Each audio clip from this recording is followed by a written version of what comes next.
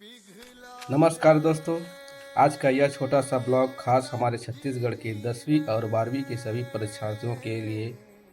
दोस्तों, बोर्ड परीक्षा ज़िंदगी का बहुत महत्वपूर्ण पड़ाव होता है। मेहनत अपने की, अब बस आत्मविश्वास के साथ परीक्षा देने जाना है। मैनेजमेंट टू स्टूडेंट्स, घबराना नहीं है, समय का सही उपयोग करना है। पहले आसान सवाल हल करना है, भगवान का नाम लेकर पेपर शुरू करना है। आपकी मेहनत जरूर रंग लाएगी। याद रखिए, सफलता उन्हीं को मिलती है जो हार मानने की बजाय कोशिश करते हैं। हमारी तरफ से सभी 10वीं और 12वीं की विद्यार्थियों को ढेर सारी शुभकामनाएं और उज्जवल भविष्य की कामना। अगर आप भी परीक्षा देने जा रहे हैं तो कमेंट में लिखो, हम करेंगे जीत। नमस्कार दोस्तों।